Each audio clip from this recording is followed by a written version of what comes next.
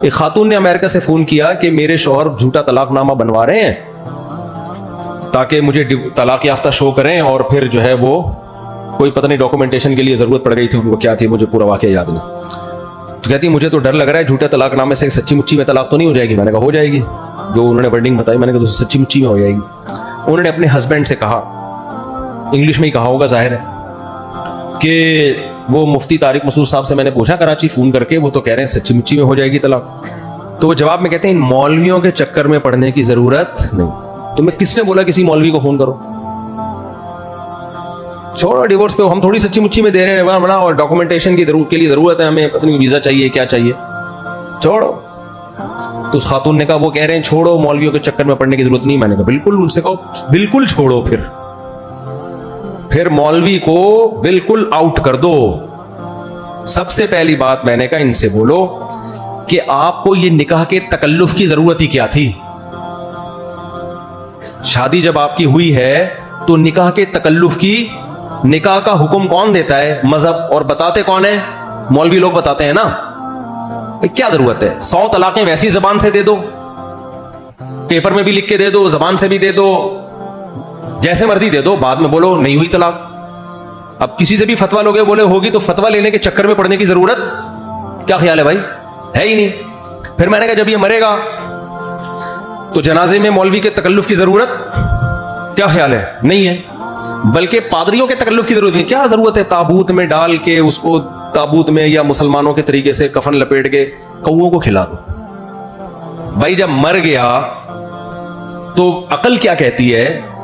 اب مر گیا، اب کیڑوں سے بہتر نہیں ہے کہ کسی کے کام آ جائے۔ قبر میں کس نے کھانا ہے؟ بھائی عقل سے اگر فیصلہ کرو تو قبر میں جا کے کیڑوں نے کھانا ہے، بہتر نہیں ہے تازہ تازہ مرا ہے کباب بنا کے انسانوں کو کھلا دو۔ بعض علاقے ہیں جہاں انسان کا گوشت بھی کھا جاتے ہیں لوگ۔ عقل سے اگر فیصلہ، یہ تو مذہب کہہ رہا ہے کہ انسانی لاش اسی طرح قابل احترام ہے جیسے وہ زندگی میں قابل احترام۔ یہ تو مذہب کہتا ہے، چاہے عیسائی مذہب ہو یا اسلام ہو، لہذا اس کو پروٹوکول دینا ہے۔ تبھی تو غیر مسلموں میں تکلف گیا۔ جاپان میں ہو کے آیا ہوں، جلاتے ہیں۔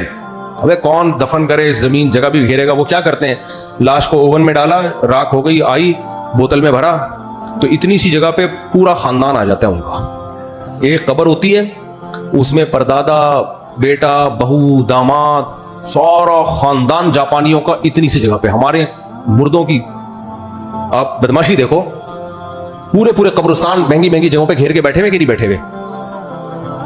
کیا خیال ہے؟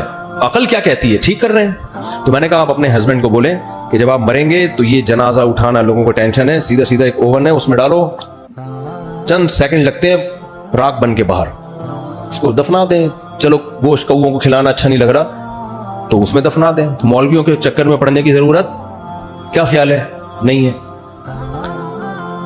بہت چیزیں ہیں، میں کیا کیا لے کے جاؤں۔ ختنوں سے شروع ہوتی ہے بات۔ ختنے کس کے چکر میں پڑ کے کرواتے ہیں؟ بولو، علماء نے کہا ہے نا سنت ہے۔ تو مولویوں کے چکر میں پڑنے کی ضرورت، پھر میں نے کہا ان سے بولو انگریز مولویوں کے چکر میں نہیں پڑتا، لہذا وہ شادی نہیں کرتا۔ آپ نے شادی کیوں کی ہے؟ پھر مولویوں کے چکر میں نہیں پڑتا تو شراب بھی پیتا ہے، تو اپنے میاں کو ایک عدد بوتل بھی لا کے پکڑا دو۔ پھر مولویوں کے چکر میں انگریز نہیں پڑتا تو نائٹ کلب بھی جاتا ہے، تو اپنے ہسبینڈ کو بولو کہاں جاؤ؟ Night club. اور پھر ان کی بیگمات بھی جاتی ہیں، پورا سیٹ اپ کیا ہو جائے گا؟ برباد۔ تو یہ کیا بات ہے یار؟ جہاں ڈر لگتا ہے وہی ہے۔ ہمارے حضرت کے پاس ایک آدمی اپنے بچے کو لے کر آیا کہ بہت شرارتی ہو گیا ہے، اس کو ذرا صحیح دیندار بنا دیں، ماں باپ کی اطاعت نہیں کرتا۔ حضرت نے دیندار بنا دیا، اس نے داڑھی بھی رکھ لی، نماز بھی بن گیا، انسان کا بچہ بن کے گھر گیا، نماز روزہ بھی، ابا سے بھی احترام۔ اس کے گھر والے آئے، ہم نے اس کو شریف بنانے کے لیے، نیک بنانے کا بولا تھا، مولوی بنانے کا نہیں بولا تھا۔ یہ تو پکا مولوی بن گیا ہے، داڑھی بھی رکھ لی ہے، شلواریں ٹخنے سے اوپر ہو گئی ہیں اور تکبیروں لگی پاؤں، تو مولوی بن گیا۔ تو مذہب کا ہم اتنا استعمال کرتے ہیں جتنا ہمارے فیور میں جا رہا ہو، اور جہاں ہمیں لگا کہ نہیں تو بھائی یہ غلط ہے، یہ تو منافقت ہے، اٹ از کالڈ منافقت۔ تو میں جلدی جلدی اللہ کے کچھ احکام آپ کے سامنے رکھ دوں، اس اعتکاف میں آپ نے وہ پورا کرنے ہیں تاکہ مذہب ہمارے فیور میں ہو یا اگینسٹ میں جا رہا ہو بظاہر، تو ہم نے پھر بھی ان احکام پر عمل کرنا ہے۔ پہلا حکم، 5 وقت نماز عزم کریں کبھی زندگی میں نہیں چھوڑیں گے، چاہے دکان پہ رش ہو یا کسی بھی کام میں مشغول ہوں۔ صحیح ہے کہ نہیں صحیح ہے؟ ایسا نہیں ہے کہ جب فارغ بیٹھے ہوئے कोई कस्टमर आ ही नहीं रहा, चलो नमाज पढ़ने चलते हैं। और जब लाइन लगी हुई है, नहीं भाई अभी तो ये बिजनेस का टाइम है ना भाई, दुकान पे कस्टमर हो या ना हो, दोनों सूरतों में क्या करना है, नमाज को तरजीह देनी है। दूसरी बात ये, कुरान कहता है तुम्हारे माँ बाप तुम्हारे साथ अच्छा सलूक करें या बदसलूकी करें, दोनों सूरतों में तुमने रिप्लाई क्या करना है, अच्छा। नहीं आ रही बात? लोग कहते हैं मेरे अब्बा का सलूक मेरे साथ अच्छा नहीं है तो मैं कैसे अच्छा करूं। भाई अगर अब्बा का सलूक अच्छा होता तो फिर तो अंग्रेज भी अच्छा सलूक कर रहा होता है। दोस्त में और अब्बा में यही तो फर्क है, दोस्त अच्छा सलूक करे तो ठीक है, नहीं करे तो चल निकल यहां से, तो हमारा बाप है क्या। लोग कहते हैं ना, बाप का मतलब क्या है भाई, उसके एहसानात उसकी खामियों से ज्यादा, माँ के एहसानात उसकी खामियों से बोलो ना ज्यादा। तो आपका दिल चाहे ना चाहे अब्बा अम्मा से दस्तबरदार नहीं हो सकते आप। अंग्रेज तो हो गया, अंग्रेज कहता है ओल्ड हाउस में लेके जाओ, हम नहीं हो सकते भाई। क्यों, किसकी तालीमात हैं, बोलो, अल्लाह की तालीमात। इसी तरह मेरे भाई, अल्लाह ने हमें नजर की हिफाजत का हुक्म दिया, अल्लाह ने हमारे लिए सिर्फ हमारी ज़ौजा को पैदा किया, बेगम को किसी और की तरफ जाने की आपको इजाजत नहीं है। तो जितने नौजवान यहाँ बैठे हैं, जितने नंबर गैर महरम लड़कियों के सत्तार भाई के नाम से सेव किए हुए हैं, थी वो वहीदा लेकिन आपने वहीद के नाम से सेव किया, थी वो महमूदा आपने सेव किया महमूद भाई के नाम से, तो सब नंबर क्या कर दो, उड़ा दो आज।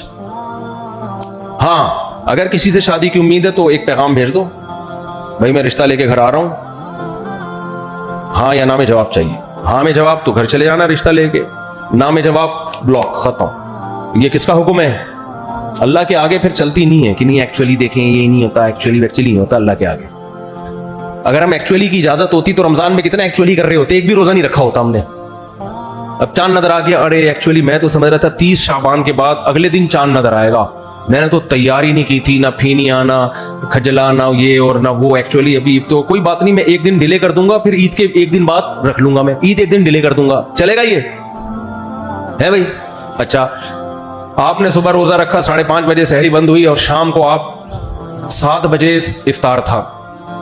अब आपकी फ्लाइट निकल रही है, आपको जाना है, एयरपोर्ट पहुंचना है, आपने कहा अभी 7 बजने में 2 मिनट बाकी है, 2 मिनट से क्या होता है, खजूर खा के गाड़ी में बैठ जाता हूं यार, एक्चुअली इतना लंबा रोजा तो रख लिया ना मैंने, और सहरी भी तो मैंने 10 मिनट पहले बंद कर ली थी, तो टाइम तो वही हो गया।